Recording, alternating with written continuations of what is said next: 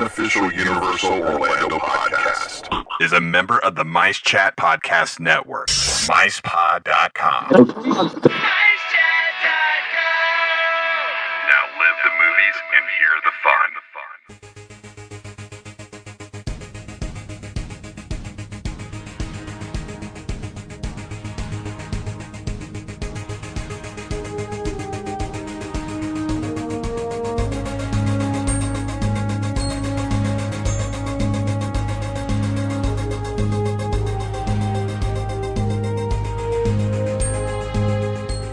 Greetings, Universal Orlando fans. It's time for the unofficial Universal Orlando podcast.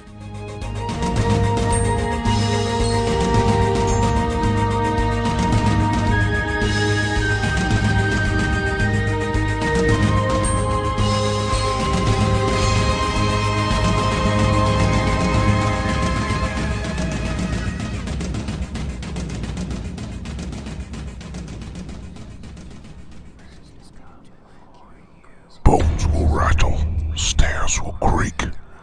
Your outcome's looking pretty bleak. Thunder booms, lightning crashes, leaving boots filled with ashes. As we lay you down to rest, we read the pages of the Dead Man's Digest. What's up, Internet? It's Darren here with a special episode of the unofficial Universal Orlando podcast and the Dead Man's Digest, in association with Mice Chat. We were going to put out the audio from the meet this week, but we got some excellent audio from the Halloween Horror Nights media event that just happened on September 10th, so we're going to hold back that meet audio for just a couple weeks. On this show, first we have an overview by Mike Aiello, creative director of Halloween Horror Nights in Orlando, followed by interviews by our very own Eric Davis with the crew that bring Halloween Horror Nights out of our nightmares and into reality every year. Make sure you listen to the end for a special treat. So let's get started with the overview. Hey everybody! Hello! Oh, you guys are way too quiet. Hello! Right. Happy Halloween! Hey Claire! Happy Halloween, everybody! How you doing? Yeah! Welcome to Halloween Horror Nights 23 media preview. I'm so happy we're doing this again because last year's was such a tremendous success with everybody involved. Before we get started, I do need you guys to do one thing for me and give a round of applause to everybody that worked on this event tonight. Did an awesome job. Thanks to everybody involved. Halloween Horror Nights 23, 23 years. Long time. We've been doing this a long, long time. And this year, we are bigger and better than ever. The focus of this year was obviously, what evil takes root. And what is rooted in this event this year are all the intellectual properties that we're bringing together, along with our original content that we do every single year that we love to do. And we're bringing this all together. And we've worked with some amazing properties this year that I'm going to take you guys through very briefly right now, and I'm sure we'll be talking to each other as we move through the night tonight. But Halloween Horror Nights 23 is comprised of 8 haunted mazes, not 7, 8. We're back to 8 again. Thank you. Thank you. And first one we'll talk about is Afterlife, Death's Vengeance. Every year we do a 3D maze, a UV-based 3D maze. We've done mazes in the past that called like the In-Between, that was more about creating surreal environments, disorienting you in many ways possible. Last year we worked with Penn and Teller to create a more comedically based 3-dimensional maze using UV. This year we want to take a story that was a little bit darker. We wanted to tell a story that had some more, again, darker moments to it. And this storyline involves a serial killer named Bobby the Blade. And he's a very bad guy. It takes place in the 1920s, 1930s era. He's a serial killer in the town of Cary, Ohio, which is a town we love to base a lot of our original mazes in. And you're witnessing, that's actually the hometown of Laura Wallace, our show director. Yes, so we've kind of dubbed it the Hellmouth for all that is evil. Not because of her, at all, I promise. She's wonderful. But yeah, so it takes place in Cary, Ohio. Bobby the Blade, he's a serial killer, has killed many people, and you're witnessing his final day on Earth. You're literally going to see him be executed. And then from there, taking his journey as his victims take their revenge on him. And it's all of these amazing rooms that we're taking the guests through that also disorient you. There are some images in here that are unlike anything we've created thus far in a three-dimensional maze. Yes, the vortex is in there. That's got to be in every 3D maze we do if we can fit it in. So yeah, we're really excited about this maze. It has a lot of beautiful aesthetics, but also a very dark and terrifying storyline that's unique to some of the three-dimensional mazes we've done in the past. All right, Havoc. We did this maze a couple years ago, and for the fans of Horror Nights, this was a maze they absolutely loved. And we wanted to do a sequel for many years. And this year, we went ahead and did that. But always, when we're doing anything with a brand that we create, we want to try and change it if we're going to present it again. So in this case, it was all about maintaining the characters that were in that maze, which were these manic super soldiers, but placing them in a different environment. David Hughes and I have wanted to do a maze based in a train for years, and we've done that this year. The entire first half of this maze is in train cars. You're actually on a transit taking our manic super soldiers from one location to another. And along the way, of course, something horrible goes wrong. They take over the train. They actually derail it. In the middle of the maze is a derailment scene. And the back half, you're witnessing just the destruction of this train into a small town. And the Dogs of War have been released. It's a really energized maze. It's a very violent maze. And something we're really proud of, because it'll be over in our disaster extended queue. And there are some sets that we have never attempted before in a disaster queue line. The scale of this maze is pretty epic from what we've done in the past with disaster. So we're really, really proud of it. Urban Legends La Llorona. This was a maze that was originally done in our sister park in Hollywood. We actually went out there a couple years ago and actually went through it, and it was absolutely gorgeous. We loved it. And so we decided to bring that maze here for our Orlando guests.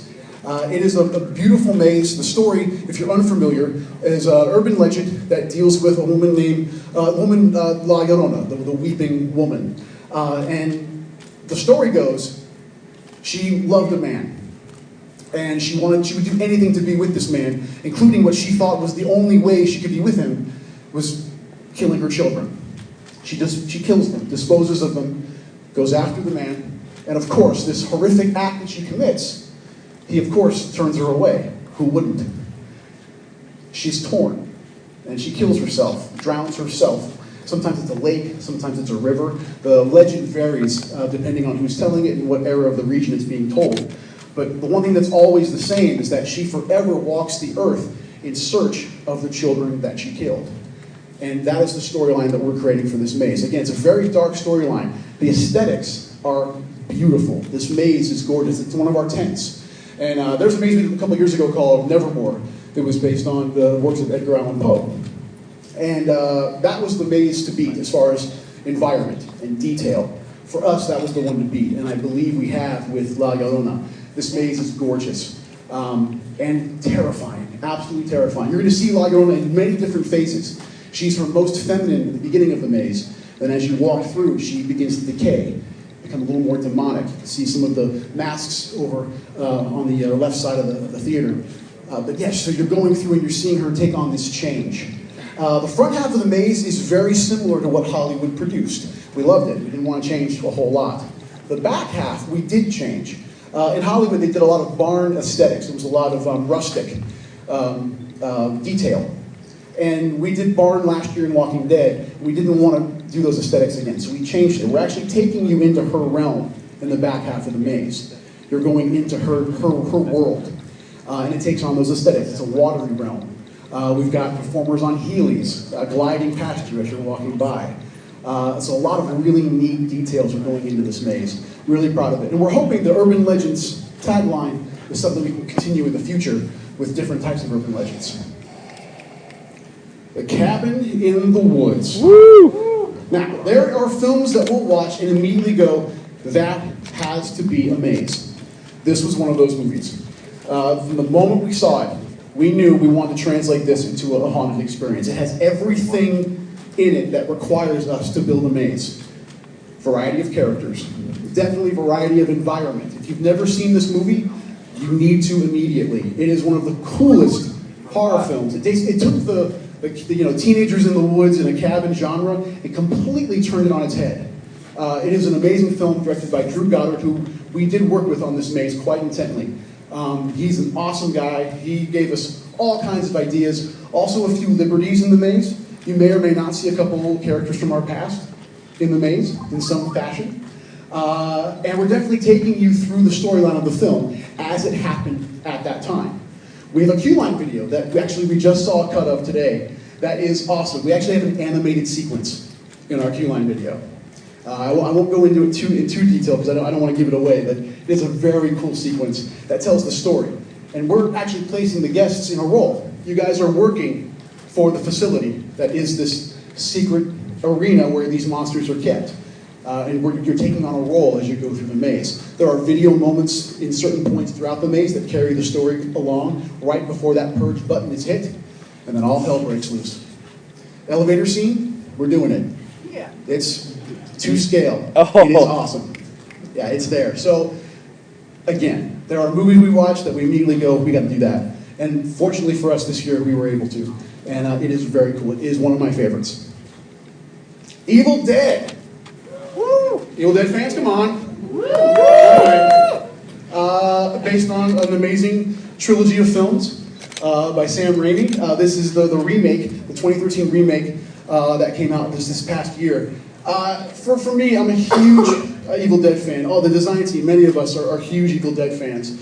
And like everyone that went to see that movie, it was just in hopes that it was going to be something really, really cool. And thank God it was, because it is a really great movie. The gore was so amped up in that movie, and that's immediately what we attached to. David Hughes and I actually went out to California to do a screening well before it opened with John Murdy from Hollywood. We were all watching this movie in this small screening room, and the movie's playing, and we're watching it, and every time something happened, we would turn and go, we gotta do that! We have to do that! Did you see what happened? She dropped her arm off, we gotta do that! We're doing it. This movie is all the best scenes that you know from that film played out. We have a room that deals in vomit. It's there. It's there. This is an elaborate maze for us because we had to figure out ways to do some of these effects to allow for drainage, because there's a lot of gross water and goo effects going on in this maze. Also, there are masks displayed out here. There are prosthetics and contacts in this maze, which is also something that we rarely do in our mazes. This year we're doing it. We want to get these guys looking as close to the film as humanly possible. But you're taking the entire story, from the book being open, to the phrases being said, to all of the gore moments that happen all the way through, to an end moment with the blood rain finale, with the cabin and the Jeep overturned. Everything. We've got it. It's all there. Really excited. Resident Evil: Escape from Raccoon City.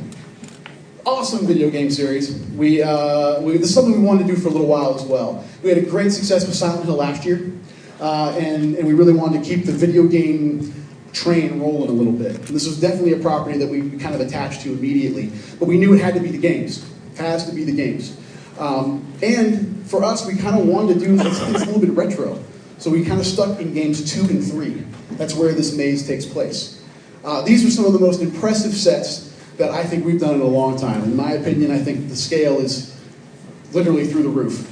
The opening scene of this maze is the opening stage in Resident Evil. You're seeing it right there. And you're going through environments. It's a storyline. Leon, you're going to see Leon in the opening scene. He's telling you, I got to get these survivors out. He's taking you on a journey. You're going through. Yes, do we have zombies in the maze? A few. Do we have creatures? You bet.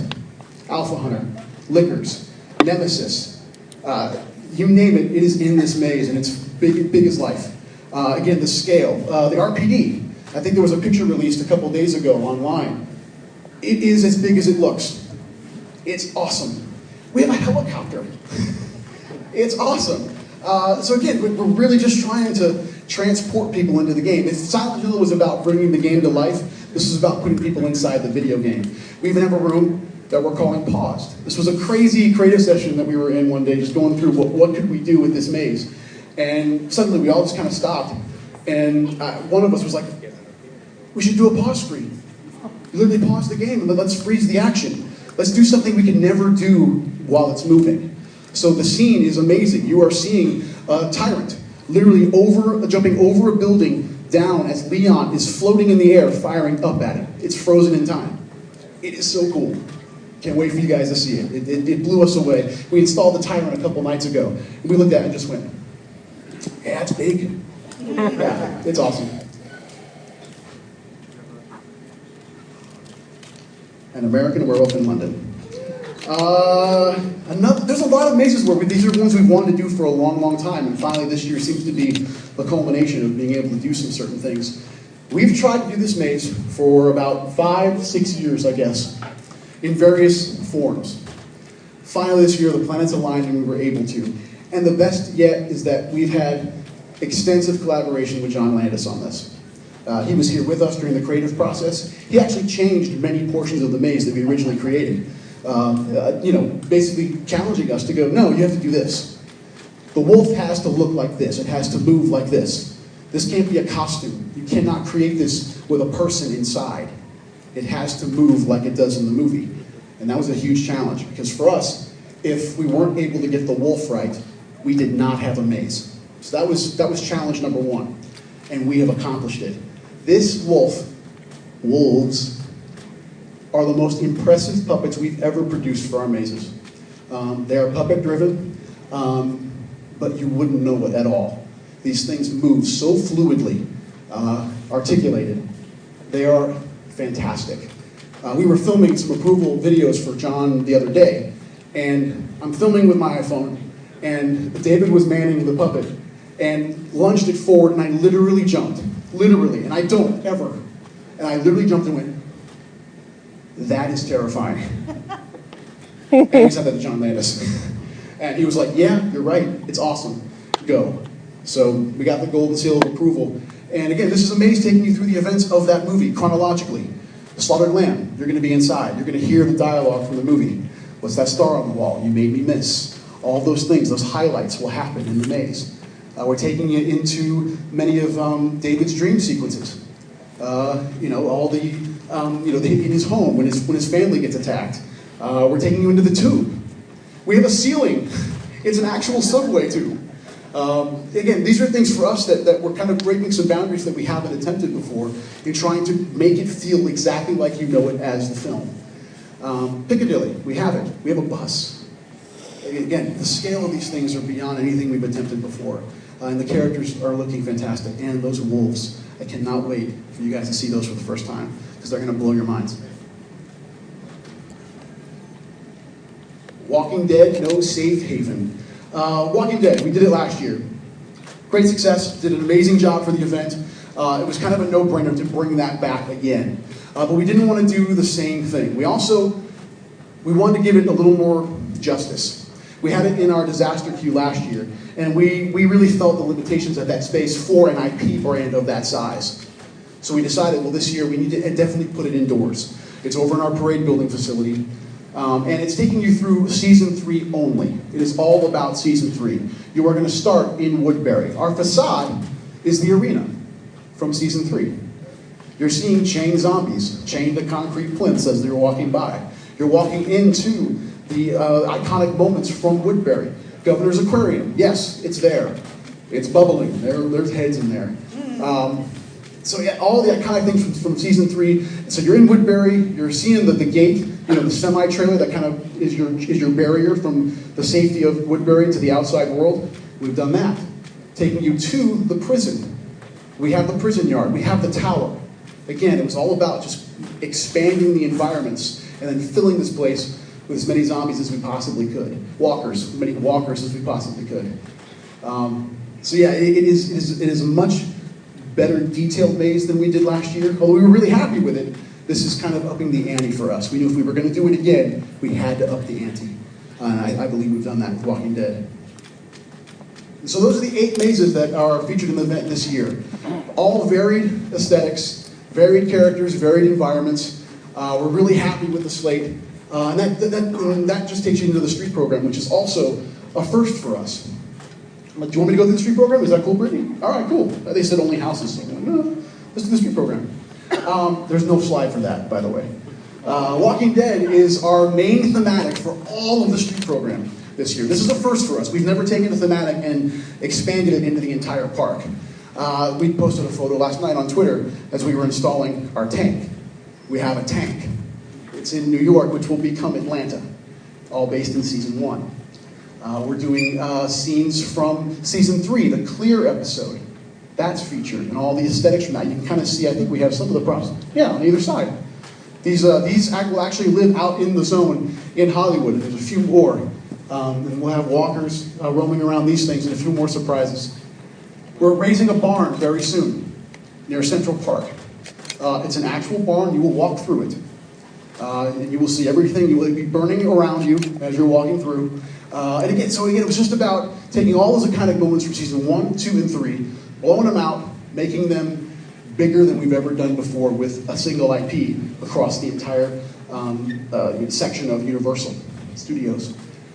We're really excited about it. Those are just a few of the things. We've got a lot of surprises. Central Park is going to blow your minds. We've got some surprises in there that are things we've never done before with some of our characters. There's one in particular that I'm sure you're going to know what I'm talking about when you see it.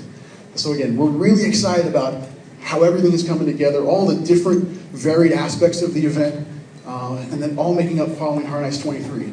And I can't tell you enough how much I can't wait for you guys to come and see it. Because there's so much passion involved with this project from everybody involved on the design team and the tech team. They just do amazing work every single year, and it's our hope that everybody enjoys it. So that's what I've got for today. But I'm sure we're going to talk to you guys a lot more as the night goes on. But thanks for your time. It's good to see so many familiar faces. So there you go. All right, so we're going to talk our scare zones here, which is all one theme this year. It is all one theme.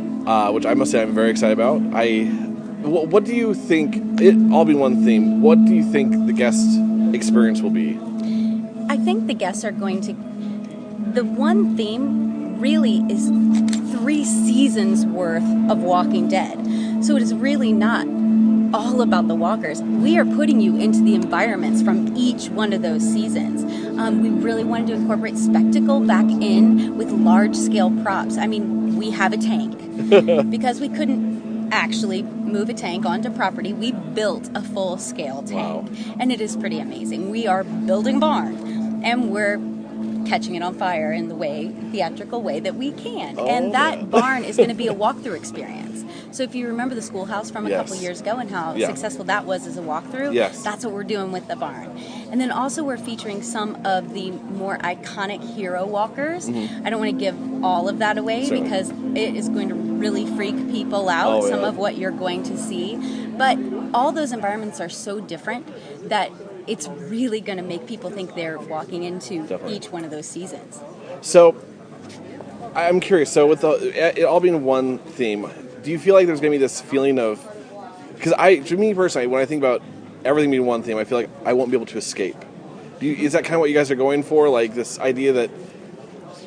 Because when I think about it, I think I'm going to actually be in the world of The Walking Dead. Do you think that's going to be We're totally going to take you there. And that's kind of our goal. We don't want you to escape. You are going to be attacked. And the fear of you turning into a walker. That's one cool thing that we have this year is you're going to see someone turn right before your eyes. Oh, I'm excited. Thank you so much, Laura. I appreciate it. So I want to talk about this event. So how many people are going to be in makeup this year? Roughly how many characters? It's a pretty good percentage. That's in makeup, and I don't know the exact number off the top of my head, but because of Walking Dead is such a huge thing, in the streets, it's and we still, and as we're fine tuning things too, we kind of we'll look at stuff and say, hey, that character's not working as a paint makeup or as a prosthetic or as a mask, and we'll switch it around. So that's still a fluid situation right Definitely. now. Yeah. So. Now, with all this makeup then, who on your team applies the makeup? Now, do you teach the characters to apply the makeup themselves? Or? No, we have a whole team of makeup artists. 2 of them are here right now, and we have various areas set up, because to service the different zones that we do, and so we have a full makeup set up with airbrushes the prosthetics and makeup chairs, makeup tables, and the whole deal. So if someone wants to join your team, what would they have to do to be at the Universal Orlando Halloween Horror Nights level? If they if they wanted to be a makeup artist, yeah. Well, everybody, we use a lot of airbrushing, so they'd have to be able to airbrush now, and we do not all the makeup artists have to do prosthetics, but again, we're doing prosthetics, so that's definitely a plus. That's cool. And so, do people travel then for this event on your team to makeup artists? Yeah, we actually have a few. I mean, some that lived here and have moved to Hollywood, try to work in films, and they come back for the event. Oh, definitely. Yeah, absolutely. And so this year, is there a design and a piece that you feel like is just going to completely throw guests when they encounter?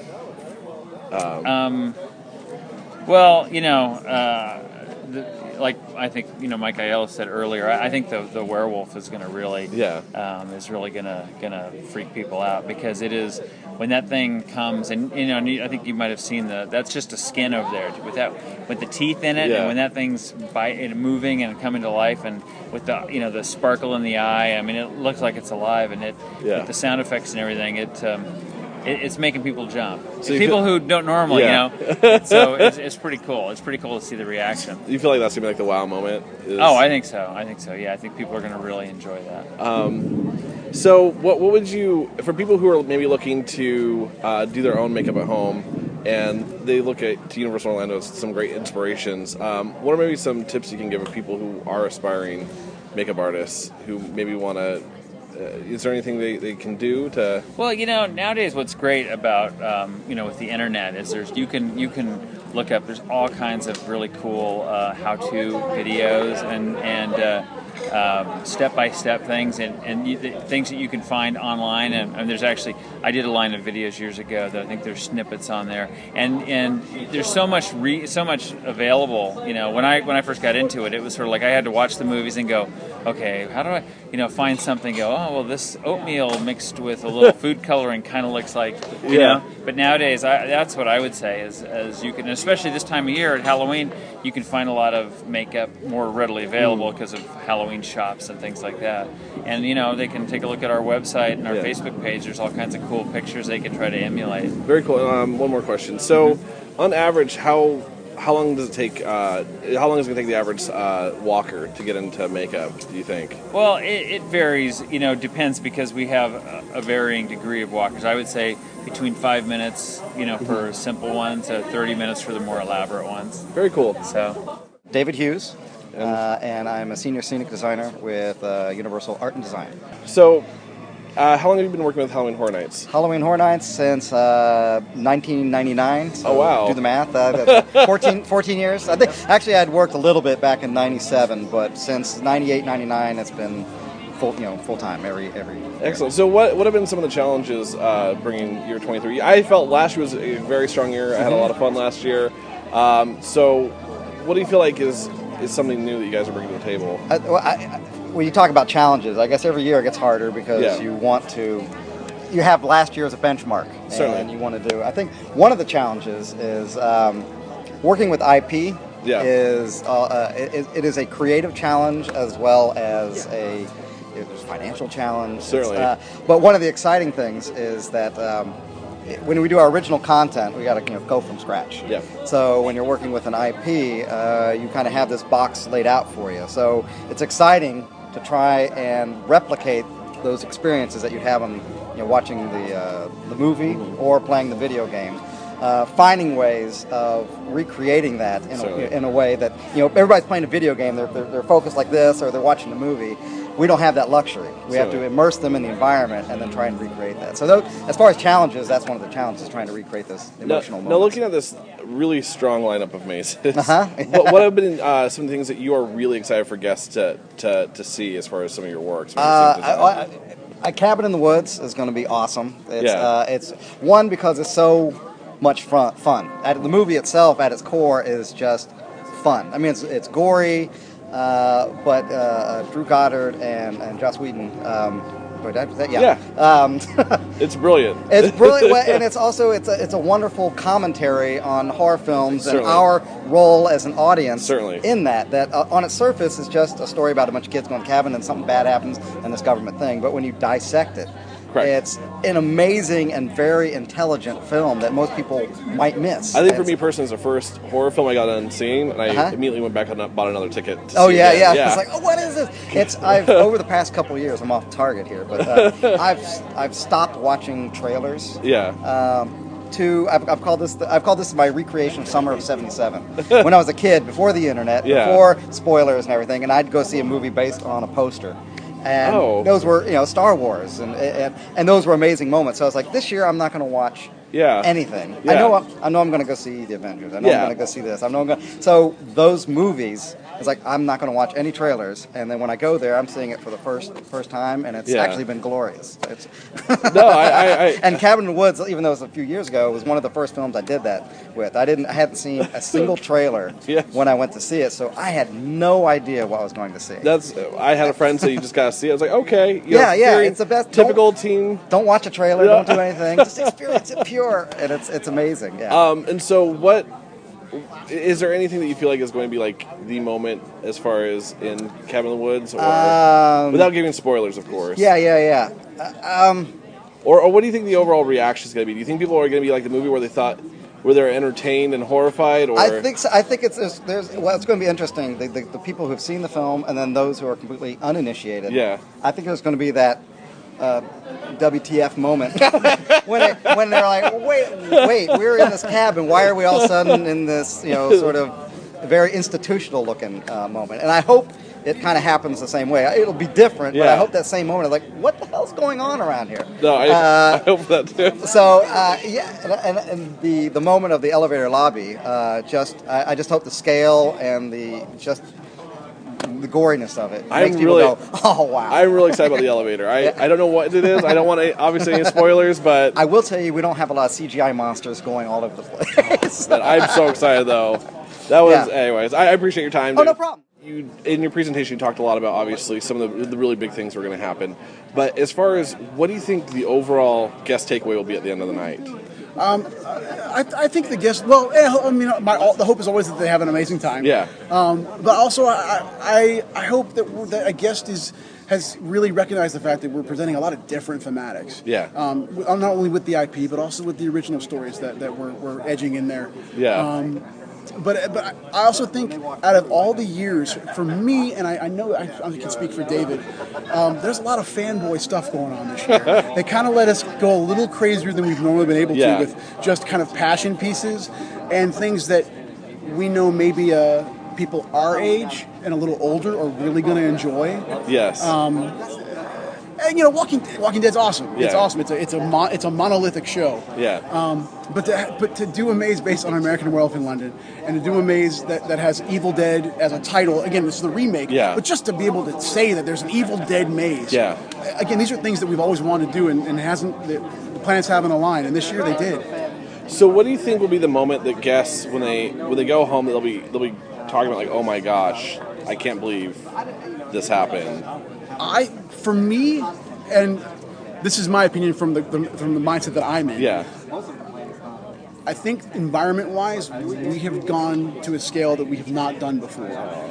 I mean, we have buildings inside these towns. Resident Evil, we've recreated the Raccoon Police Department. It is to scale. If you compare a picture of the frame of the video game and put it next to our picture, it is the exact same picture. So I think our attention to detail this year is much more than we've done in the past. And I think the geek factor's on 12 this year for me. That's my viewpoint. So I'm having you stand in front of Cabin in the Woods because I am a crazy fan of that movie. It's an awesome movie. So what was it like working with that IP as far as with the director and with some of the other talent? The first conversation I had with Drew Goddard was in Los Angeles, and we just had lunch, and we hadn't written the maze yet. It was just approaching him to say, hey, would you be open to this? Yeah. And the meeting was only supposed to be a half hour, and we were literally sitting at the table for 3.5 hours because it was like a kindred spirit. We talked about Cabin in the Woods for maybe 20 minutes, and then we just talked about horror. And we're talking, Drew Goddard's written Lost, Buffy. He wrote World War Z. He was at the time, was he doing that? That was still in production at the time. Yeah. And to sit with him and take him through our ideas from the maze, he pretty much said, "Yeah, go, just do it. Awesome, go. Everything you're saying, I like. You get the movie. You understand what we were trying to do." And he loved the idea of the Q-Line video that we have. We have an animated sequence in the Q-Line video. Yeah. There's a whole 1950s almost orientation video of a person that is it's their first day working at the facility, and it's this old video they have to watch. Kind of like Lost-esque in a way. A little bit. Yeah. There's a little bit of that aesthetic to it, and it's completely animated. Okay. It has like a Rocky and Bullwinkle aesthetic to it. Oh, awesome! And it's too cool. We're so proud of it. It's a piece that we've never attempted before in a Q-Line video. But it also gives you a really good catch up for the film. And really, if you don't know the movie, it'll display it, completely for you. And then another question about American Werewolf in London. That's actually Lee's favorite. He wishes. I knew I liked Lee for a reason. I know Lee completely geeking out over American Werewolf in London, and so you mentioned the puppets, and so what have been some of the challenges with, obviously if a person has a mask on, there's a human being behind that. Absolutely. What do you feel like has been some of the challenges actually kind of breathing life into these wolves? Yeah, I know I've said this a couple times tonight, so I'm sorry if I'm repeating myself, but the idea, if we could not get the wolves right, we didn't have a maze. That was the first thing we worked on. We didn't work on environment, nothing. It was trying to get this wolf to move and act the way it does in the movie, and to scale with the film. That movie's transformation scene, the way the wolf moves, is iconic. We had to get that right, and that was the most challenging aspect of this. And I'm usually a humble guy, but we nailed it. We absolutely nailed it. The wolf is awesome. I wish I could show. I have a video on my phone right now, but I can't show you. But it is too cool. I've been watching it over and over again, just going. Oh man! And you're going to see this thing many times in the maze. We don't just have one. We have several of these puppets in the maze. I'll be honest, I had a nightmare last night. That was the maze we're going to go through today because I'm not sure I'm ready to come face to face yet. You will. Many times. Right at head chest level. Yeah. It's awesome. It's awesome, man. I can't wait for people to see it. Because if you're a fan of the movie, you're going to go, holy moly, this is the movie. Yeah. And that's what we're doing when we're going through it every time. We're just like, this is awesome. That's awesome.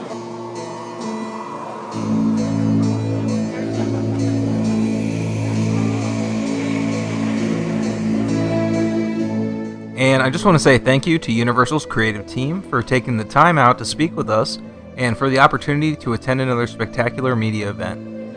After listening to all the audio, I am psyched for this year. I'll be there opening night and we'll have a full review show after that. If you still need to buy tickets or express passes, make sure you visit HalloweenHorrorNights.com/Orlando. This is going to be a big one, so make sure you get your tickets early. Check out other ticket and special options as well, such as tours, packages including hotel, and season passes for the locals. Also, don't forget that Florida residents can get discounted tickets with Coca-Cola UPC codes. Thank you all very much for listening, and to Eric for going to the event and getting the interviews. And as for that special treat I mentioned earlier, I leave you with the full audio of Eric walking through the Walking Dead house. Put your headphones on and turn it up.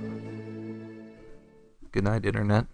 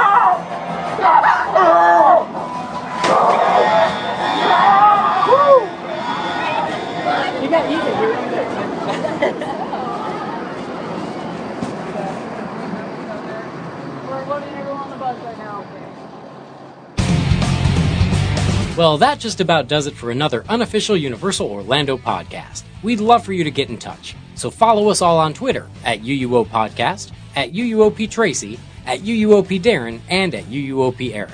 Like our Facebook page at facebook.com/unofficial Universal Podcast. Follow us on Instagram by searching UUO Podcast, and subscribe to our YouTube page at youtube.com/UUO Podcast. Don't miss a show by subscribing to us on iTunes, and while you're there, please leave us a review. Not an Apple user? No problem. Just find the show at uuopodcast.libsyn.com and subscribe to the feed while you're there. Send us your spews, funny schmits, live reports, and any other comments at podcast@uuopodcast.com. And come find us on the forums and say hello at our partner site, micechat.com. So thanks for listening, and until next time, remember, live the adventure. This has been a MicePod.com presentations. MiceChat.com.